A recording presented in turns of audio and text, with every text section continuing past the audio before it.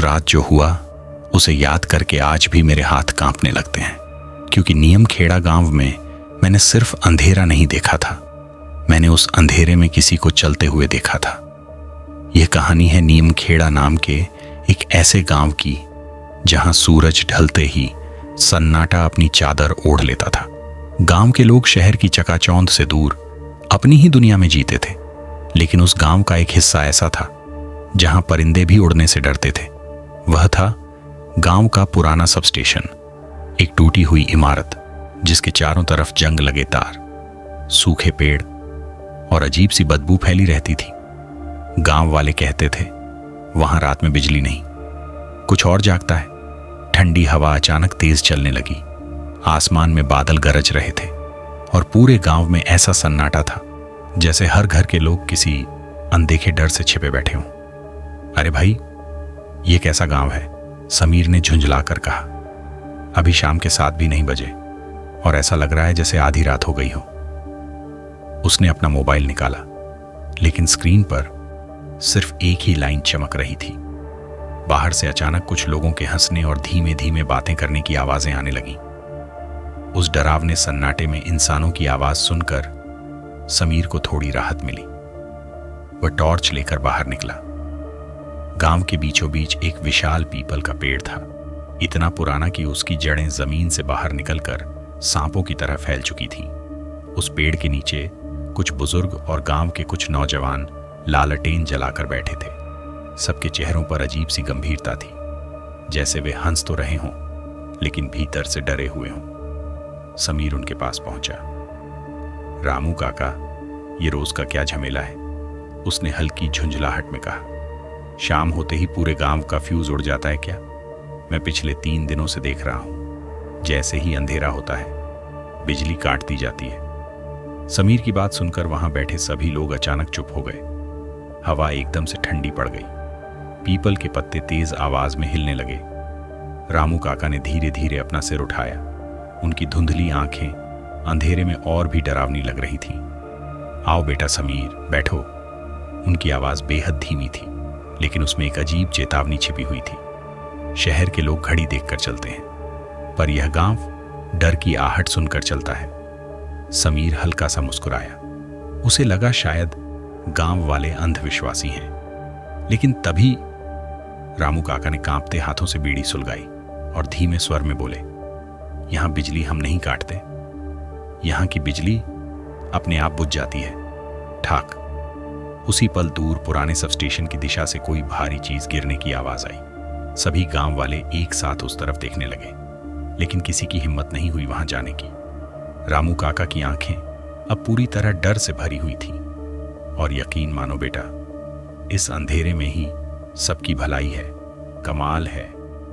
वह बड़बड़ाया ही था कि अचानक थक पूरे गांव की बिजली चली गई। चारों तरफ ऐसा अंधेरा छा गया मानो किसी ने आसमान से रोशनी छीन ली हो। समीर, जो शहर से इस गांव में बिजली व्यवस्था सुधारने आया एक युवा इंजीनियर था, अब पहली बार थोड़ा घबराया हुआ महसूस कर रहा था।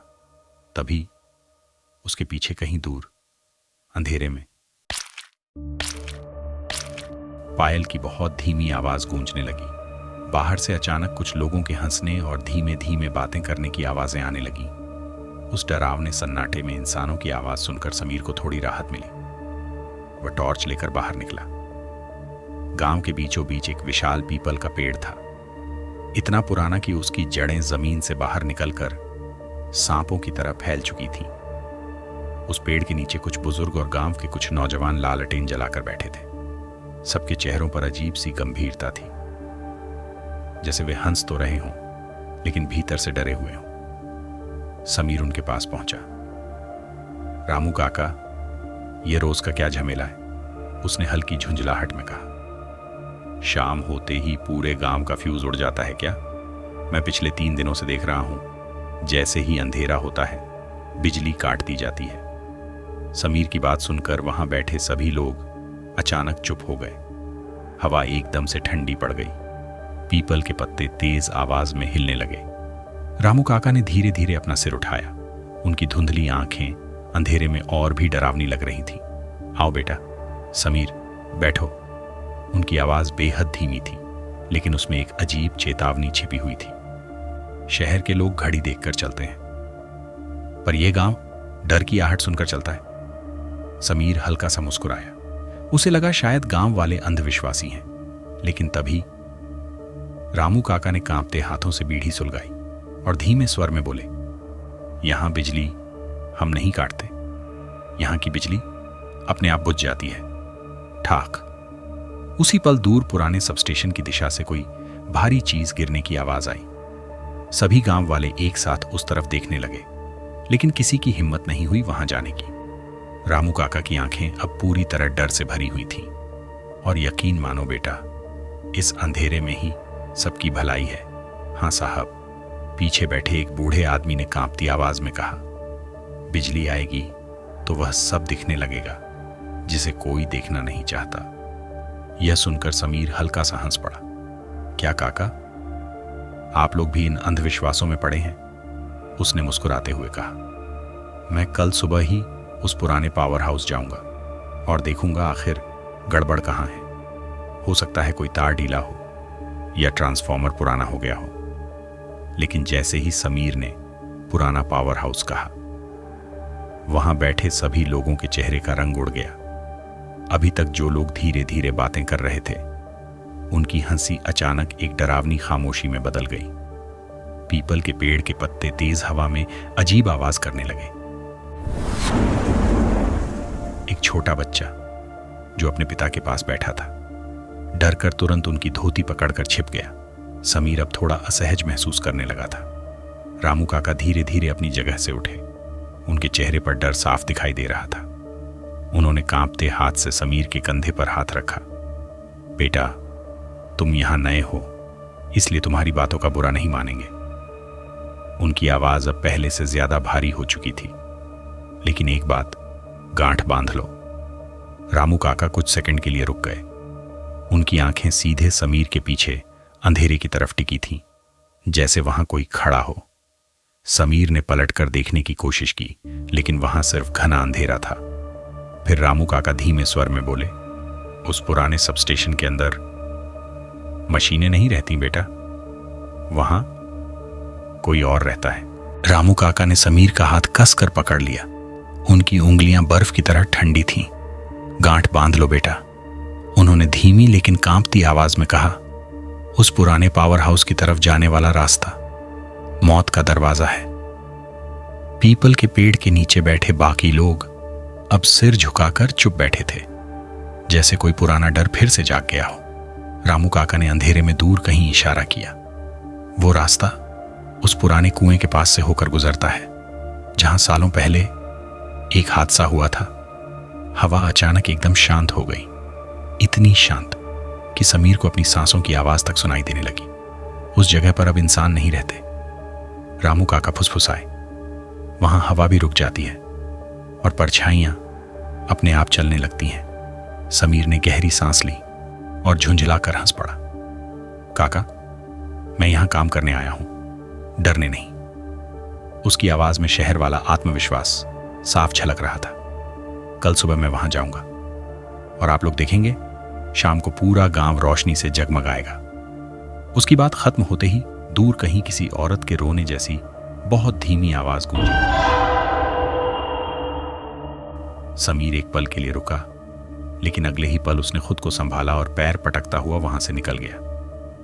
पीछे बैठे गांव वाले उसे जाते हुए ऐसे देख रहे थे जैसे कोई इंसान खुद अपनी मौत की तरफ जा रहा हो। समीर को लग रहा था कि गांव वाले आलसी हैं और काम ना करने के सिर्फ बहाने बना रहे हैं। वह अपने छोटे से सरकारी क्वार्टर में पहुंचा। कमरे में घुप अंधेरा था। उसने बैग मेज पर रखा और जैसे ही मोबाइल की फ्लैशलाइट जलाई, कमरे की दीवार पर एक परछाई दिखाई दी। लेकिन डराने वाली बात यह थी, वो परछाई समीर की नहीं थी। समीर ने धीरे से दरवाजा बंद किया और कुंडी चढ़ाकर बिस्तर पर बैठ गया। बाहर हवा पहले से कहीं ज्यादा तेज चल रही थी। खिड़की के पुराने शीशे लगातार खड़खड़ा रहे थे। कमरे की टिमटिमाती लालटेन दीवारों पर अजीब परछाइयां बना रही थी, ऐसी परछाइयां जो हर पल अपना आकार बदल रही थीं। समीर ने खुद को समझाने की कोशिश की, बस पुराना गांव है, पुराना घर है और कुछ नहीं, लेकिन उसके बावजूद उसे बार बार ऐसा महसूस हो रहा था जैसे कोई उसके कमरे के बाहर नंगे पैर चल रहा हो। आवाज बिल्कुल साफ थी। ऐसा लग रहा था जैसे कोई गीले पैरों से बरामदे में धीरे धीरे टहल रहा हो। समीर का गला सूखने लगा। उसने हिम्मत करके बिस्तर छोड़ा और धीरे धीरे दरवाजे की तरफ बढ़ा। आवाज अब ठीक दरवाजे के बाहर आकर रुक चुकी थी। कुछ सेकंड तक पूरा सन्नाटा छाया रहा, जैसे किसी ने दरवाजे पर अपने नाखून घसीटे हों। समीर ने तुरंत दरवाजा खोल दिया, लेकिन बाहर कोई नहीं था, सिर्फ ठंडी हवा और अंधेरे में डोलते पेड़। उसने बरामदे में टॉर्च की रोशनी घुमाई। गीले पैरों के निशान भी नहीं थे। तभी दूर गांव के आखिरी छोर पर उसे एक अकेली मशाल दिखाई दी। वो मशाल धीरे धीरे हिल रही थी, जैसे कोई इंसान उसे लेकर अंधेरे में चल रहा हो। लेकिन अजीब बात यह थी, मशाल पकड़ने वाला इंसान दिखाई नहीं दे रहा था। समीर कुछ देर उसे देखता रहा, फिर उसने खुद को समझाया कोई ग्रामीण होगा। वह वापस कमरे में आया और थकान की वजह से बिस्तर पर लेट गया। धीरे धीरे उसकी आंख लगने लगी। तभी उसके कान के बिल्कुल पास एक बेहद ठंडी फुसफुसाहट गूंजी। साहब, समीर की आंखें एकदम खुल गईं। लेकिन डराने वाली बात यह थी, वो आवाज कमरे के अंदर से आई थी। मेरी मदद करेंगे? मेरी माँ बहुत बीमार है। वो फुसफुसाहट इतनी ठंडी थी कि समीर की नींद एक झटके में टूट गई। वह हड़बड़ाकर उठ बैठा। पूरा कमरा खाली था, सिर्फ लालटेन की हल्की पीली रोशनी और दीवारों पर हिलती परछाइयां। समीर का दिल अब तेजी से धड़क रहा था। उसने खुद को संभालते हुए गहरी सांस ली। शायद सपना था, वह बड़बड़ाया। लेकिन तभी दरवाजे पर 3 बहुत धीमी दस्तकें हुईं। समीर एकदम चुप हो गया। कुछ सेकंड तक वह बिना हिले दरवाजे को घूरता रहा। फिर ठक ठक। इस बार आवाज पहले से ज्यादा साफ थी और बिल्कुल दरवाजे के पास से आई थी। कमरे का माहौल अचानक बर्फ जैसा ठंडा हो गया। समीर धीरे धीरे बिस्तर से उतरा। उसके कदम कांप रहे थे।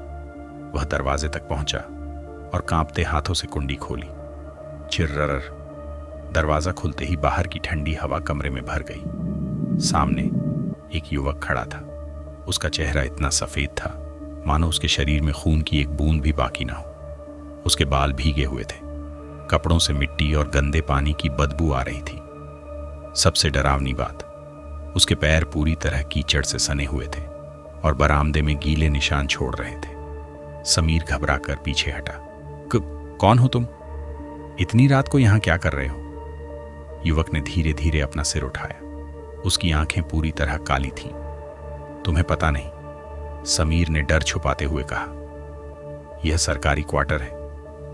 लेकिन युवक उसकी बात सुन ही नहीं रहा था। वह बस लगातार समीर को घूरे जा रहा था। फिर उसने बहुत धीमी आवाज में कहा, साहब, मां मर जाएगी। यह सरकारी क्वार्टर है, समीर ने खुद को संभालते हुए कहा। युवक ने तुरंत दोनों हाथ जोड़ दिए। साहब, माफ करना। उसकी आवाज कांप रही थी। मेरा नाम सोमेश है। मैं पास के खेत वाले घर से आया हूं। बारिश अब बाहर और तेज हो चुकी थी। आसमान में बिजली चमक रही थी और हर चमक के साथ कुछ सेकंड के लिए सोमेश का चेहरा साफ दिखाई देता। एक ऐसा चेहरा जिसमें डर जरूरत से ज्यादा था। मेरी मां, उसने भारी सांस लेते हुए कहा। साहब, मेरी मां की तबीयत बहुत खराब है। उन्हें तेज बुखार है और सांस लेने में बहुत तकलीफ हो रही है। सोमेश की आंखों में आंसू भर आए। इस बारिश में कोई मेरी मदद नहीं कर रहा। सबने अपने दरवाजे बंद कर लिए हैं। वह एक पल के लिए रुका, फिर लगभग गिड़गिड़ाते हुए बोला, साहब, मैंने सुना है आप शहर से आए हैं। आपके पास दवाइयां होंगी। कृपया मेरे साथ चलिए। समीर कुछ पल चुप रहा। उसे अचानक कुछ अजीब महसूस हुआ। सोमेश पूरी बारिश में भीगा हुआ खड़ा था, लेकिन उसके शरीर से गिरता पानी बरामदे की जमीन तक पहुंचने से पहले ही गायब हो रहा था। समीर ने ध्यान से उसकी तरफ देखा। उसके होंठ नीले पड़ चुके थे। सांसें भी सामान्य इंसानों जैसी नहीं लग रही थीं। फिर भी एक बेबस बेटे की आवाज सुनकर समीर का दिल पसीज गया। उसे रामू काका की बातें याद आईं। उस रास्ते पर मत जाना बेटा, वहां परछाइयां अपने आप चलती हैं। कुछ पल के लिए समीर के मन में डर आया, लेकिन अगले ही पल उसने खुद को समझाया, शायद गांव वाले बेवजह डरते हैं, कोई सच में मुसीबत में है। समीर ने टेबल से अपना मेडिकल बॉक्स उठाया, रेनकोट पहना और दरवाजे की तरफ बढ़ गया। तभी बाहर खड़ा सोमेश धीरे धीरे मुस्कुराया, लेकिन वो मुस्कान इंसानी नहीं लग रही थी। देखो सोमेश, समीर ने थोड़ा संभलते हुए कहा, मैं डॉक्टर नहीं हूं, मैं तो यहां सिर्फ बिजली का काम देखने आया हूं। सोमेश चुपचाप उसे देखता रहा, लेकिन समीर ने टेबल पर रखी छोटी मेडिकल किट उठाई। मेरे पास प्राथमिक उपचार की कुछ दवाइयां हैं, तुम डरो मत, मैं लेकर चलता हूं। सोमेश की आंखों में अचानक एक अजीब सी चमक उभरी। क्या तुम्हारा घर बहुत दूर है? समीर ने पूछा। नहीं साहब, सोमेश ने तुरंत जवाब दिया, बस उस पुरानी पगडंडी के पार, जहां वो पुराना कुआं है। इतना सुनते ही समीर कुछ सेकंड के लिए रुक गया। उसे फिर रामू काका की चेतावनी याद आई, उस कुएं के पास मत जाना।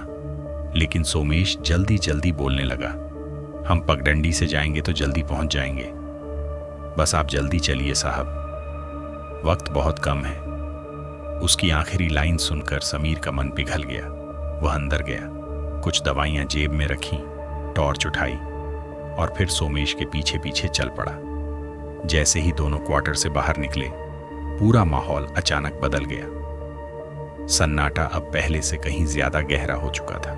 गांव की गलियां पूरी तरह सुनसान थीं। एक भी दरवाजा खुला नहीं था। ऐसा लग रहा था जैसे पूरा गांव सांस रोककर किसी अनहोनी का इंतजार कर रहा हो। समीर चलते चलते इधर उधर देखने लगा। हर घर की खिड़की अंदर से बंद थी, लेकिन कई खिड़कियों के पीछे उसे हल्की हलचल दिखाई दे रही थी, जैसे लोग पर्दे के पीछे छिपकर उन्हें जाते हुए देख रहे हों। सोमेश आगे आगे चल रहा था, लेकिन अजीब बात यह थी, इतनी कीचड़ और पानी होने के बावजूद उसके पैरों की कोई आवाज नहीं आ रही थी।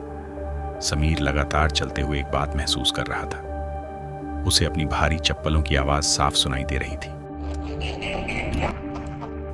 लेकिन सोमेश, उसके चलने की कोई आवाज ही नहीं आ रही थी, ना कीचड़ की, ना पानी की, ना कदमों की। जैसे वह जमीन पर चल नहीं रहा था, बल्कि हवा में तैर रहा हो। समीर ने टॉर्च की रोशनी नीचे की तरफ डाली। कीचड़ भरे रास्ते पर सिर्फ उसके अपने पैरों के निशान दिखाई दे रहे थे, सोमेश के नहीं। समीर का गला सूखने लगा। उसने खुद को समझाया, शायद अंधेरे की वजह से ठीक से दिख नहीं रहा, लेकिन उसके भीतर डर अब धीरे धीरे जगह बनाने लगा था। दोनों अब गांव के आखिरी छोर पर पहुंच चुके थे। आगे वही पुराना रास्ता था जो सीधे सब स्टेशन और पुराने कुएं की तरफ जाता था। रास्ता घने पेड़ों से घिरा हुआ था, इतने घने कि चांदनी तक नीचे नहीं पहुंच पा रही थी। हवा तेज चल रही थी।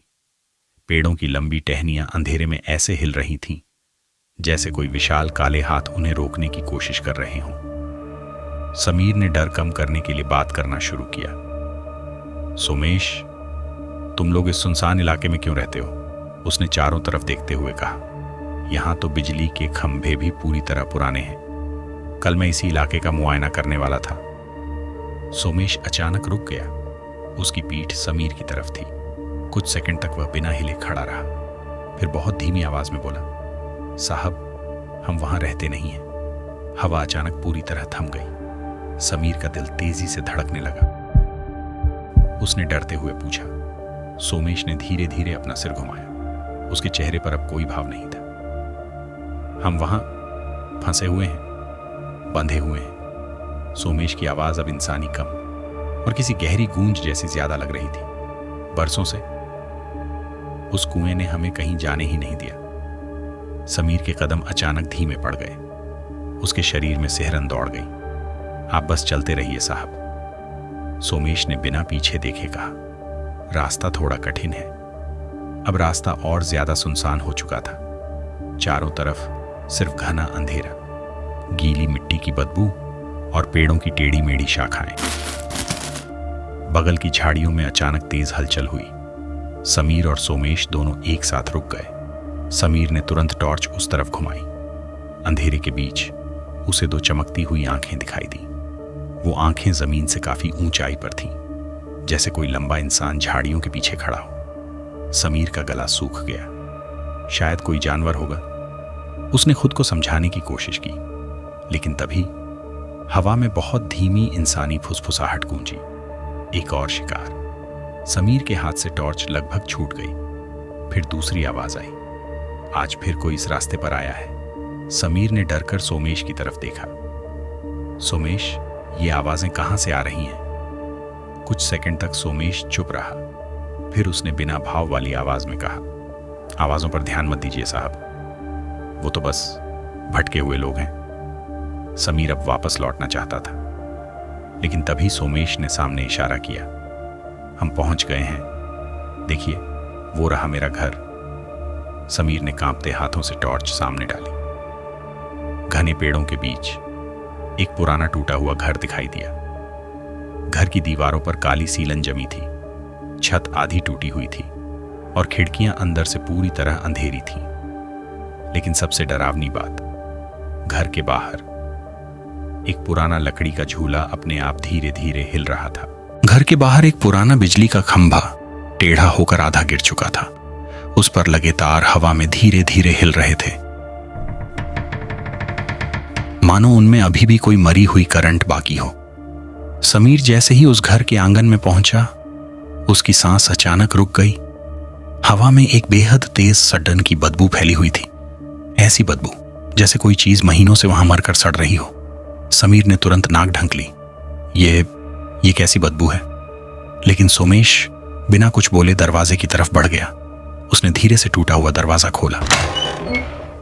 अंदर पूरा अंधेरा था। साहब, सोमेश ने धीमी आवाज में कहा, अंदर चलिए, मां अंदर इंतजार कर रही हैं। फिर कुछ सेकंड रुक कर वह बोला, और याद रखिएगा, अंदर जो भी देखें घबराइएगा मत। उसकी आवाज अचानक भारी हो गई। वो बस हमारी मजबूरी है। समीर का पूरा शरीर डर से जकड़ चुका था। उसका मन जोर जोर से कह रहा था, भाग जाओ, अभी भाग जाओ, लेकिन उसके पैर जैसे जमीन से चिपक गए थे। वह धीरे धीरे सोमेश के पीछे घर के अंदर चला गया। अंदर का नजारा देखते ही उसके हाथ पैर कांपने लगे।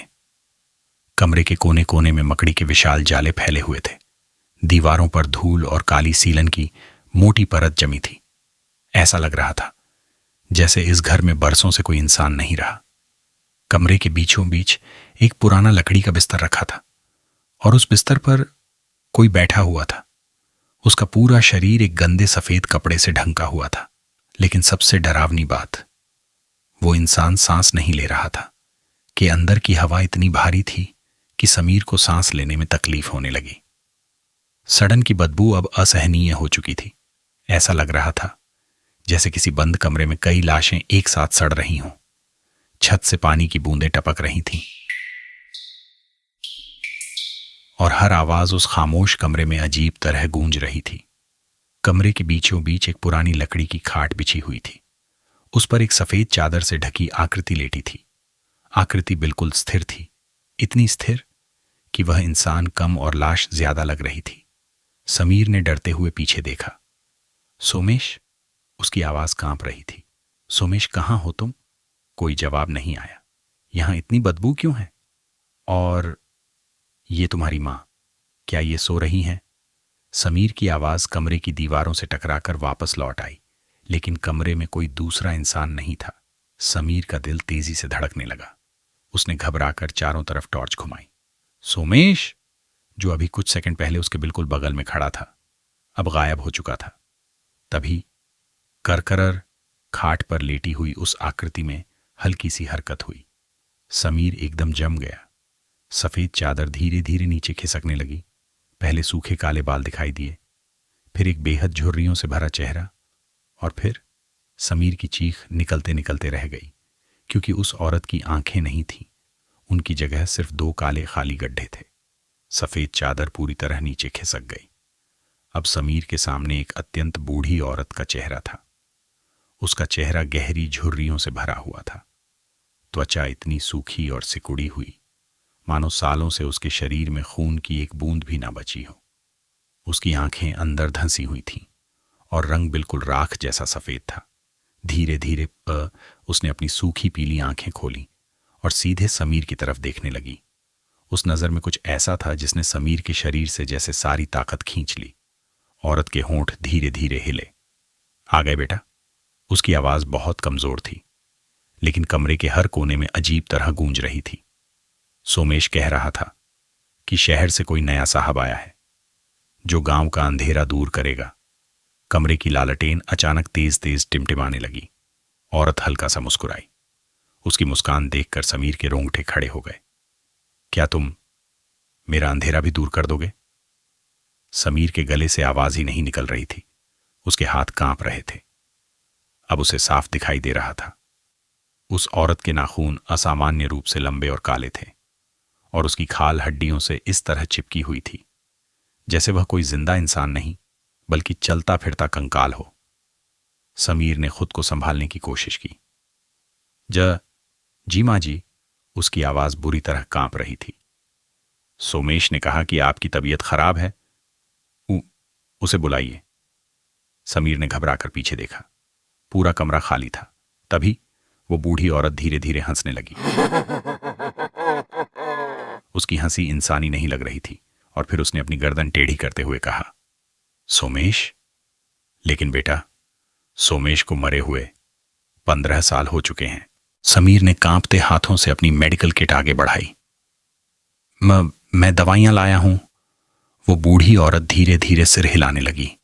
उसकी आंखों के खाली गड्ढों में अंधेरा जैसे हिल रहा था। दवाई? वह बेहद धीमी आवाज में हंसी। दवाइयों का वक्त गुजर चुका है बेटा। कमरे की हवा अचानक और ठंडी हो गई। अब तो सिर्फ हिसाब का वक्त है। समीर का दिल तेजी से धड़कने लगा। तभी बूढ़ी औरत ने कांपती उंगली बाहर की तरफ उठाई। देखो, बाहर उस खंभे को। वो खंभा आज भी प्यासा है। समीर ने डरते हुए खिड़की की तरफ देखा। बाहर वहीं टूटा हुआ बिजली का खंभा खड़ा था, लेकिन अब उसमें अजीब तरह की नीली चमक दौड़ रही थी। तार अपने आप हिल रहे थे, हालांकि हवा बिल्कुल बंद थी। तभी दीवार पर अचानक एक परछाई उभरी।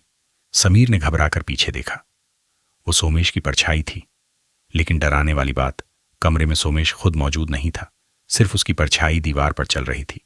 धीरे धीरे वो परछाई समीर के बिल्कुल पास आकर रुक गई और फिर कमरे में सोमेश की आवाज गूंजी।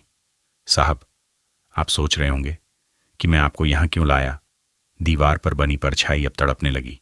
यह घर कोई घर नहीं है, यह एक जेल है। समीर अब पूरी तरह डर चुका था।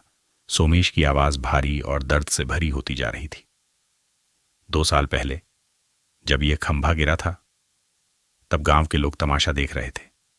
बाहर अचानक बिजली चमकी और उसी चमक में समीर को कुछ सेकंड के लिए दिखाई दिया। खंभे से जला हुआ एक इंसानी शरीर लटका हुआ था। आवाज फिर गूंजी। किसी ने बिजली काटने की कोशिश नहीं की। मैं यहीं जिंदा जलता रहा, मैं तड़पता रहा। सोमेश की आवाज अब चारों तरफ गूंज रही थी। मेरी मां मुझे बचाने दौड़ी और वो भी उसी नीली बिजली की चपेट में आ गई। समीर ने डर से खाट की तरफ देखा। वो बूढ़ी औरत जो कुछ सेकंड पहले लेटी हुई थी, अब धीरे धीरे उठकर बैठ चुकी थी। उसकी गर्दन अस्वाभाविक तरीके से टेढ़ी थी। हड्डियों के टूटने जैसी आवाजें आ रही थीं। समीर का पूरा शरीर कांपने लगा। तो तुम लोग मर चुके हो? कमरे की दीवारों पर अब कई परछाइयां रेंगने लगी थीं, जैसे अंधेरे में और भी लोग मौजूद हों। सोमेश, समीर लगभग रोते हुए बोला, मुझे जाने दो। मेरा इसमें क्या कसूर है? मैं तो बस तुम्हारी मदद करने आया था। कुछ सेकंड तक पूरा कमरा शांत रहा। फिर सोमेश की आवाज पहले से ज्यादा भारी होकर गूंजी। कसूर आपका नहीं है साहब। कसूर उस सिस्टम का है जिसने हमें भुला दिया। बाहर खड़ा टूटा हुआ खंभा अब तेज नीली रोशनी छोड़ने लगा था। पूरा घर कांपने लगा। दीवारों की दरारों से नीली चिंगारियां निकल रही थीं। लेकिन आज रात वो खंभा फिर से जिंदा होगा। बूढ़ी औरत अब धीरे धीरे खाट से नीचे उतर रही थी।